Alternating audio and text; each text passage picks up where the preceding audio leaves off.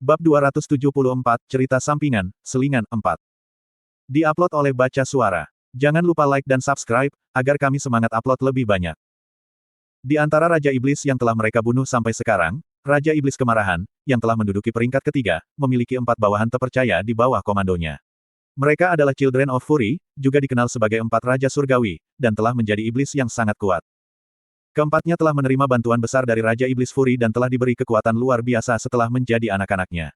Kamash si Gempa, Sein yang berdarah dan Oberon yang bejat, dan Putri Abisal Iris, mereka berempat jauh lebih kuat daripada para demon Fog lainnya, tetapi mereka bisa dibunuh. 5 pahlawan yang menantang kastil Raja Iblis Penahanan telah membunuh Kamash dan Sein dan mengalahkan Iris dan Oberon bertahun-tahun yang lalu. Namun, ada perbedaan mencolok antara 4 Raja Surgawi dan 3 bawahan penahanan. Sedikit yang diketahui tentang kekuatan sebenarnya dari perisai dan staf penahanan, terlepas dari desas-desus yang beredar ketika mereka pertama kali muncul di medan perang pada awal perang. Kelima pahlawan tidak pernah secara pribadi menghadapi salah satu dari mereka dalam pertempuran. Namun demikian, mereka sudah menghadapi Gavit Linman, Blade of Incarceration, 2 kali sebelumnya. Melalui pertemuan ini, mereka telah memperoleh pengetahuan tentang kekuatan besar yang dimiliki bawahan penahanan dan itu jauh melebihi anak-anak Fury.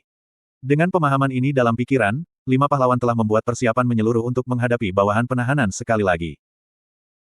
Kepala Hamel tersentak saat dia memuntahkan seteguk darah. Dia tidak bisa mengingat apa yang terjadi setelah dia dipukul dengan perisai. Tampaknya dia telah tersingkir untuk sesaat. Hamel, apakah kamu baik-baik saja? Teriakan menjerit datang dari suatu tempat di depannya dan menarik perhatiannya. Hamel melihat punggung Anise saat sayapnya yang cemerlang memancarkan cahaya. Pukulan yang diterima Hamel mengandung kekuatan besar, cukup mudah untuk membuatnya hancur berkeping-keping. Jika bukan karena sihir ilahi Anise, dia tahu dia akan mati di tempat. Seharusnya tidak mendarat, pikir Hamel, menelan seteguk darah saat dia mengangkat dirinya. Urogos, perisai penahanan, adalah iblis besar. Meskipun tidak setinggi raksasa, dia 2 kali ukuran Molon dan ditutupi baju besi yang tidak bisa ditembus. Di tangan kirinya, dia memegang perisai yang menyerupai gerbang kastil dalam hal ukuran, dan dipegang di tangan kanannya adalah tombak mengerikan yang tampaknya mampu menembus kulit naga paling tebal. Ada banyak tempat untuk Hamel targetkan, karena Urogos sangat besar. Bahkan jika baju besi dan perisainya yang tebal dan tidak bisa ditembus diabaikan, Urogos sendiri tangguh. Tapi itu hanya berarti Hamel harus menyerangnya sampai dia menerobos. Jadi, bagaimana jika iblis itu melakukan serangan balik? Urogos jelas tidak lambat, dan pada kenyataannya, dia sangat cepat meskipun ukurannya besar dan berat baju besinya. Namun, dia tidak cukup cepat untuk menghindari deteksi Hamel, dan mudah bagi Hamel untuk memprediksi pergerakan Urogos karena perawakannya yang besar. Meski begitu, Hamel sempat gagal menghindari serangan Urogos. Hamel telah siap tetapi untuk sesaat kehilangan kendali atas tubuhnya. Jadi, dia akhirnya menerima pukulan itu, menghasilkan kondisinya saat ini. Hamel terkekeh sambil menggosok darah dari sekitar mulutnya. Saya masih baik-baik saja. Pukulan itu akan menghancurkan semua tulang di tubuhnya, tetapi kekuatan suci Anise telah merekatkan tubuhnya kembali. Dia, namun, tidak sepenuhnya sembuh. Dia masih bisa merasakan tulangnya berderit dan organnya sakit. Terlepas dari itu tidak bisa membantu karena mereka berada di Castle of the Demon King of Incarceration. Kekuatan kegelapan yang membebani mereka memberatkan, dan staf penahanan, Lik yang layu, membuka sihir hitam dari gerbang kastil, meredam efek sihir suci. Meskipun begitu, itu tidak sampai membuat Hamel tidak bisa bergerak. Jadi, dia tersandung ke depan sambil melihat ke depan. Hal pertama yang dilihatnya adalah sayap Anise. Meskipun punggungnya dikaburkan oleh jubahnya, dia bisa membayangkan bahwa punggungnya dan stigmata benar-benar basah kuyup dan berlumuran darah. Hamel kemudian bertemu dengan tatapan Sienna. Dia berdiri di sisinya, agak jauh. Sienna hanya bisa mencuri pandangan khawatir pada Hamel karena dia tidak bisa menyuarakan kekhawatirannya. Itu tidak bisa membantu karena dia saat ini mencurahkan sebagian besar perhatiannya untuk mengendalikan sihirnya sambil mengucapkan mantra-mantranya. Aku baik-baik saja, kata Hamel sambil menyeringai, menjabat tangannya agar dia bisa melihatnya. Lalu dia melangkah maju. Di luar badai Divine Power dan sihir yang berputar-putar, dia bisa melihat Molon dan Vermouth. Iklan oleh Pub Future. Molon langsung berhadapan dengan Urogos, yang 2 kali ukuran tubuhnya. Si tolol telah membuang senjatanya, dan dia mendorong perisai Urogos dengan kedua tangannya. Raungan penantang dan bek bergema di seluruh aula, dan Urogos mendorong maju dengan sekuat tenaga. Setiap kali, kaki Molon dipaksa untuk mundur sementara otot-ototnya membengkak dan pembuluh darahnya pecah. Meski begitu, Molon berhasil berdiri tegak. Jadi bagaimana jika dia didorong mundur sedikit? Molon tidak sendirian dalam pertarungannya melawan Urogos. Sementara dia menahan Urogos di tempatnya, Vermouth menggali celah di pertahanan Urogos. Dia mengayunkan pedang suci dan pedang cahaya bulan, menyebabkan gelombang cahaya menabrak Urogos. Gemuruh. Urogos didorong mundur lebih jauh dari tanah yang telah dia tutupi. Ada retakan yang terlihat pada baju besinya yang kokoh, dan darah hitam menyembur dari dalam helmnya. Hamel, teriak Vermouth. Itu adalah tangisan penuh gairah yang tidak seperti biasanya. Vermouth selalu berteriak memanggil Hamel di medan perang. Hamel adalah satu-satunya yang bisa mengimbanginya dalam pertempuran jarak dekat, dan keduanya selalu bekerja secara harmonis. Begitu Vermouth mendaratkan pukulan, Hamel akan segera menindaklanjuti dengan serangannya sendiri, memimpin jalan bagi Vermouth untuk mengambil alih lagi. Keduanya selalu bertarung dengan cara yang sama dalam pertempuran melawan Demon Folk dan Raja Iblis. Bibir Hamel melengkung menjadi senyuman ketika dia merasakan kekhawatiran yang terkandung dalam tangisan Vermouth. Sambil meletakkan tangan di dada kirinya, Hamel berbisik pelan, "Sudah kubilang aku baik-baik saja." "Hei!" Sienna berteriak sekali lagi sambil menatapnya dengan cemas. "Tidak apa-apa," bisik Hamel sekali lagi sambil meraih hati dan intinya. Hamel sekali lagi dikejutkan dengan kesadaran, dan kebenaran yang sama sekali lagi dijelaskan kepadanya. Dia tidak bisa menggunakan kekuatan suci seperti Anise, dan dia tidak bisa menggunakan sihir seperti Sienna. Yang bisa dia lakukan hanyalah menyerang ke depan dan bertarung di depan. Hamel kuat, tapi dia tidak lebih kuat dari Vermouth. Dia tidak bisa menggunakan pedang cahaya bulan, apalagi pedang suci. Selain itu, dia tidak mahir dalam segala hal seperti Vermouth. Hamel tangguh, tapi dia tidak lebih tangguh dari Molon. Tidak seperti Hamel, yang hampir terbunuh oleh satu pukulan dari Urogos, Molon masih menahan serangan Urogos dari depan. Jika seseorang harus mati, aku akan melakukannya, Hamel memutuskan. Bahkan jika Hamel mati, Molon akan bertahan dan bertarung. Bahkan jika Hamel tidak bisa lagi bertarung, Vermouth akan bertarung menggantikannya. Pengapian. Bara api yang sekarat mulai terbakar sekali lagi. Ada momen singkat sebelum matahari terbenam ketika dunia dipenuhi dengan cahaya. Api selalu menyala paling terang sebelum benar-benar padam. Hamel menggunakan sedikit yang tersisa dari hidupnya dan tubuhnya sebagai bahan bakar untuk menyalakan kembali apinya. Dia tidak terlalu peduli dengan apa yang dia berikan padanya. Nyala api membengkak secara eksponensial saat melahap persembahan Hamel, dan kornya yang keriput memancarkan ledakan mana yang sangat padat. Hamel menekuk lututnya sambil meneguk udara besar. Boom! Langkah pertamanya disertai dengan ledakan mana. Hamel menggunakan semburan mana untuk mempercepat tubuhnya dan mengambil tempatnya di samping Vermouth dalam sekejap. Vermouth tersentak ketika dia melihat aura besar mana yang mengelilingi Hamel serta mata berkilauan yang terakhir. Namun, Vermouth menahan lidahnya, dan pertempuran dilanjutkan. Itu benar-benar sepihak. Hamel dan Vermouth menyerang bersama untuk mematahkan tombak dan baju besi Urogos. Molon merampok perisai Urogos dan mengayunkannya seperti senjata tumpul, mendorong Urogos ke dinding. Urogos juga dibombardir oleh rentetan sihir dan kekuatan suci, yang benar-benar mematahkan baju besinya dan mencabik-cabiknya. Kemudian Vermouth melepas kepala Urogos dengan pedang cahaya bulan. "Ayo pergi," kata Hamel. Hamel adalah orang pertama yang melompati tubuh Urogos. Dia menenangkan Kor yang mengamuk dan menghapus darah kering dari dagunya. "Apakah kamu sudah gila?" teriak Sienna saat dia bergegas maju tanpa peduli dengan luka-lukanya sendiri. Dia mengulurkan tangan dan meraih bahu Hamel. "Pergi kemana? Tubuhmu adalah..." "Bergerak baik-baik saja," jawab Hamel dengan senyum tipis. Itu sama seperti sebelumnya, selama pertempuran di Red Plains. Meskipun dia telah menggunakan Ignition, dia tidak merasakan rebound. Hamel sangat menyadari mengapa dia tidak mengalami efek samping. Percikan kecil tetap ada di kornya, yang berada di ambang runtuh sepenuhnya. Setelah api padam, tidak mungkin baginya untuk bertarung lagi. Tidak, pada kenyataannya, hidupnya akan padam bersama dengan percikan. Namun demikian, selama percikan itu tetap ada, dia masih bisa bergerak, dan dia masih bisa bertarung. Dia telah menghadapi banyak rintangan dan kesulitan sepanjang hidupnya, dan tubuhnya melakukan satu pertarungan terakhir, tindakan pembangkangan terakhir. Hamel bertekad untuk tidak mundur dan membiarkan semangatnya memudar. Dia tahu bahwa jika dia masih bisa bergerak dan bertarung, dia akan mendorong maju dengan sekuat tenaga dan menolak untuk membiarkan apinya padam. Saat ini, mereka hanya berada di tingkat bawah kastil, dan mereka masih harus menghadapi bawahan penahanan lainnya serta Raja Iblis penahanan sendiri. Hamel bertekad untuk menjaga percikannya tetap menyala terang, tidak peduli tantangan apapun yang ada di depan. "Kami akan naik," kata Vermouth. Meskipun dia tidak bisa membantu tetapi menebak-nebak penilaian Hamel, Vermouth menyingkirkan pikiran-pikiran itu.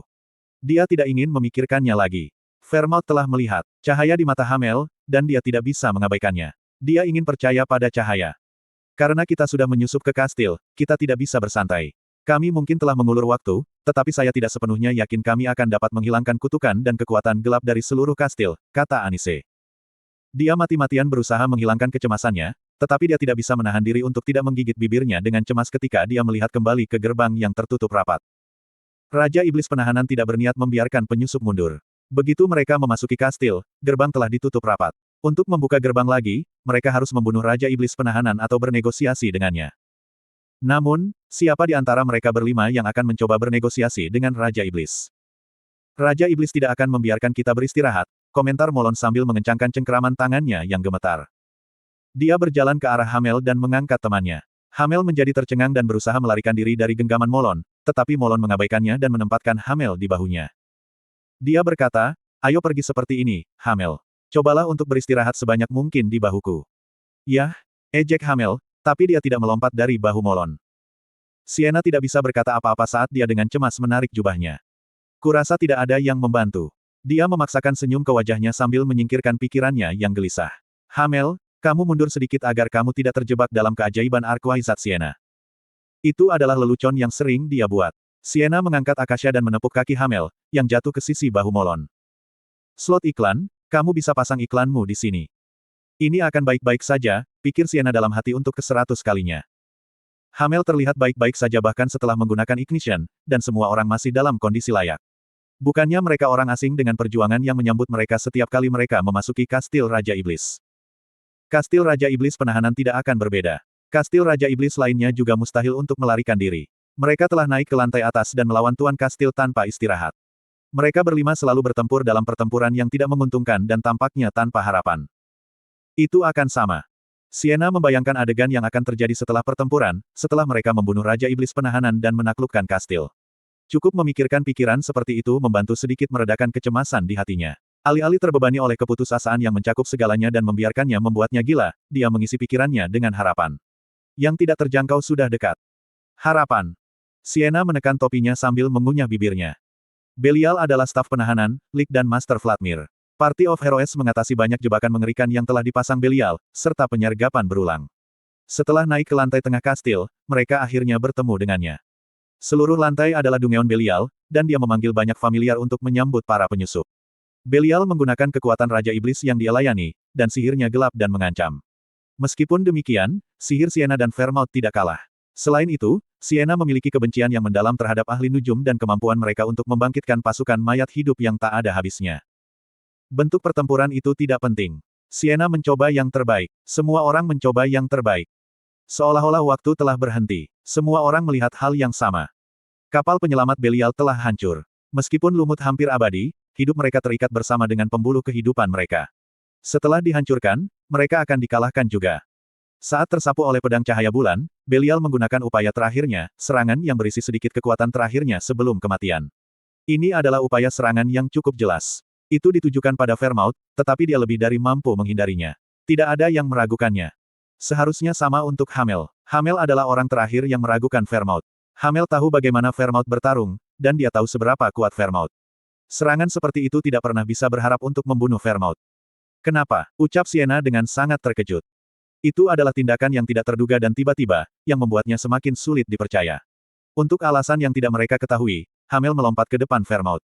Bahkan sebelum Vermouth bisa menghindari kutukan itu, Hamel telah menggunakan dirinya sebagai perisai untuk melawannya. Mengapa? Sienna tidak mengerti alasannya. Hamel seharusnya tidak ada di sana. Tidak banyak yang bisa dilakukan Hamel dan Molon, para prajurit, dalam pertempuran sihir melawan Belial. Peran mereka dalam pertempuran seperti ini adalah untuk melindungi Sienna dan Anise. Mereka telah menjalankan peran mereka dengan sempurna kali ini juga. Terlepas dari perjuangannya, Hamel tetap memenuhi tugasnya, dan disitulah seharusnya berakhir. Hamel. Sienna terhuyung-huyung ke arah Hamel. Vermouth berdiri dengan bingung, menatap Hamel. Tolong, ucap Sienna. Molon berteriak, Hamel. Dia mengangkat tubuh Hamel. Itu ringan. Mata Molon bergetar, dan dia melihat sekeliling, tidak tahu harus berbuat apa. Dia berjalan ke dinding di dekatnya dan mendudukkan Hamel. Molon berkata, Anise. Kemarilah, cepat. Hamel. Hamel adalah. Kaki Anise menyerah di bawahnya saat dia menutup mulutnya dengan kedua tangannya. Perannya sebagai pendeta wanita adalah untuk memastikan keselamatan rekan-rekannya, tetapi dia tidak bisa memenuhi perannya sekarang. Kutukan.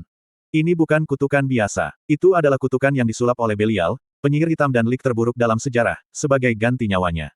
Bahkan menyikatnya akan menyebabkan kutukan fatal menembus tubuh seseorang. Hamel terkekeh, memiringkan kepalanya ke belakang, tetapi darah hitam mengalir begitu dia membuka mulutnya.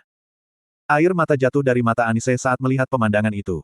Anise tahu apa yang akan terjadi selanjutnya. Kutukan, yang memanfaatkan kekuatan gelap Raja Iblis penahanan, perlahan-lahan akan menghancurkan tubuh Hamel dari dalam keluar. Meskipun Anise adalah saintes dan imitation incarnation of light, mustahil baginya untuk memurnikan semua kekuatan gelap Raja Iblis. Pada akhirnya, tubuh Yujin akan benar-benar hancur, dan dia akan binasa. Sayangnya, itu tidak akan menjadi akhir hidupnya.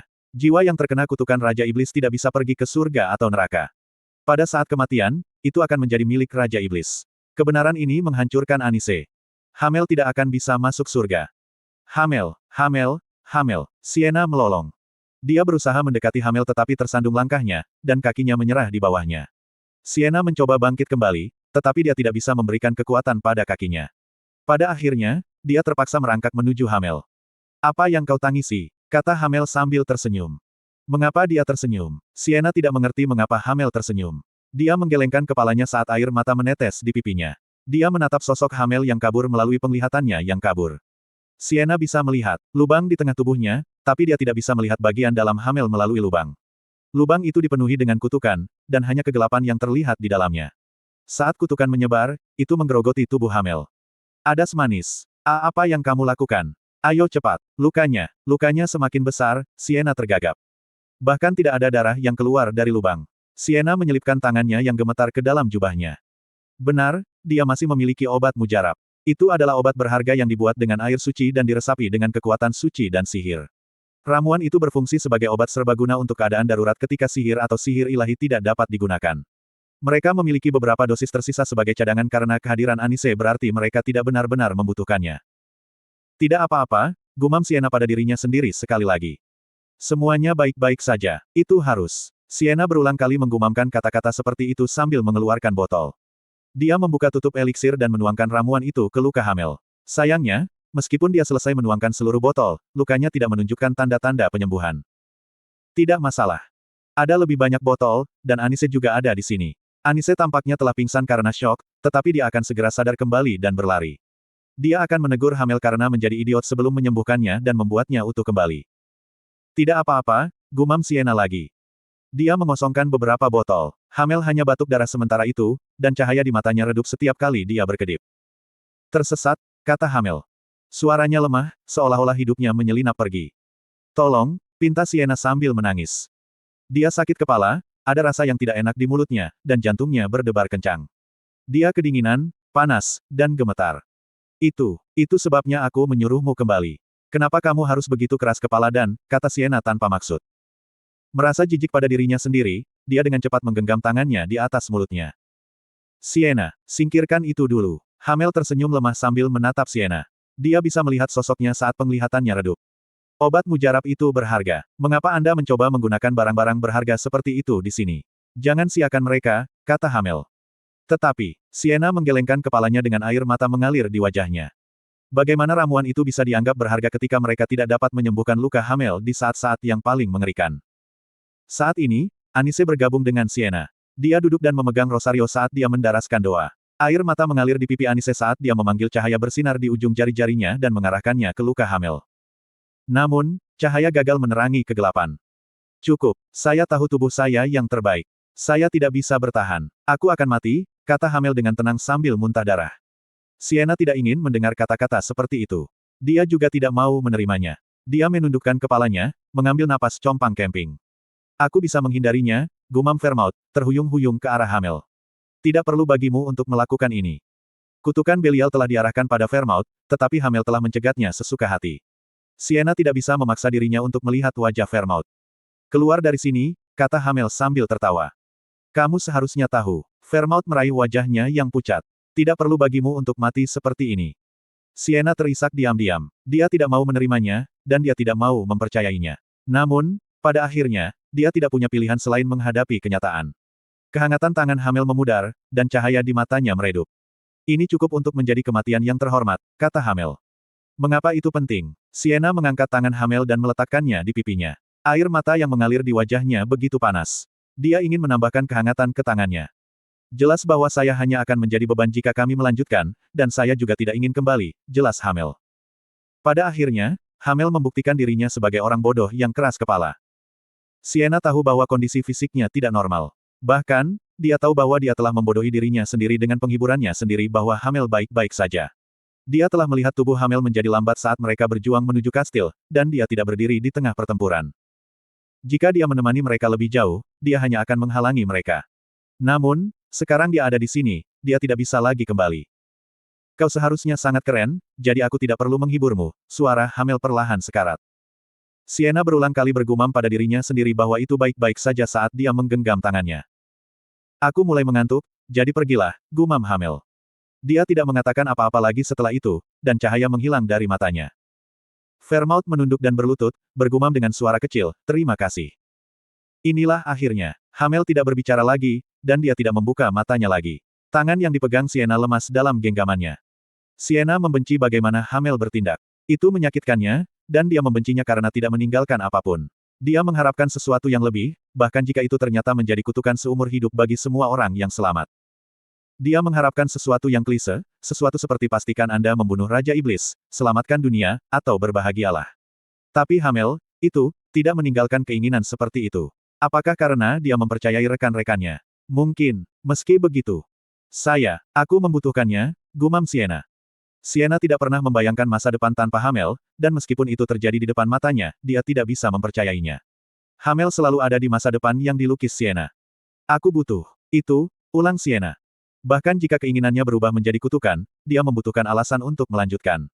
Jika Hamel memintanya untuk membunuh Raja Iblis dan menyelamatkan dunia, Sienna akan menjalani hidupnya untuk memenuhi keinginannya. Jika Hamel meminta mereka untuk bahagia, maka kumohon, pinta Sienna. Kutukan itu akan menyebabkan dia tidak bahagia selama sisa hidupnya, tetapi dia akan memaksa dirinya untuk bahagia demi Hamel. Dewa Cahaya, Yang Maha Kuasa, tolong.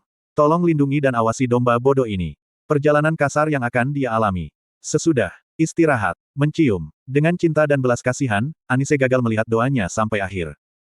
Dia jatuh terisak-isak, dan Molon berteriak. Dia mengamuk seperti orang gila, menghancurkan dinding dan lantai dengan tinjunya. Boom, boom. Sementara Anise dan Sienna menangis dan Molon meraung dan menjerit, Fairmouth tetap berlutut di tanah dengan kepala tertunduk. Tidak. Sienna mengangkat tangannya setelah terisak-isak selama beberapa waktu. Tangan yang dipegangnya menjadi terlalu ringan. Kutukan yang menembus tubuh Hamel menggerogoti tubuhnya, menyebabkan dia menghilang. Sienna menggelengkan kepalanya sambil mati-matian meraih tubuhnya. Tidak. Jangan pergi. Jangan. Tinggalkan aku. Sienna melolong sambil menempelkan pipinya ke wajah Hamel. Anise menatap mereka berdua dengan mata merah. Kumohon, katakan padaku, Sienna mengerang sambil menangis. Dia tidak bisa lagi merasakan tubuh Hamel dalam pelukannya. Tubuhnya hilang, menguap oleh kutukan Raja Iblis. Adas manis. Tolong, Hamel, apakah Hamel masuk surga? Ya, surga. Dia pasti pergi ke sana, kan? Kata Sienna sambil melihat kembali ke Anise. Lebih dari siapapun di dunia, mereka berlima pantas bahagia. Itu diberikan. Dan jika mereka tidak bisa bahagia dalam hidup ini, maka setidaknya mereka pantas bahagia setelah mereka meninggal. Dia, tidak bisa, kata Anise sambil terisak. Sienna menjerit dan mengambil kerah baju Anise. Mengapa tidak? Kakakmu selalu mengatakan bahwa ada dewa, bahwa surga itu nyata. Kamu bilang, bahwa semua orang akan pergi ke surga setelah kita mati. Kau mengatakan itu. Melolong Sienna.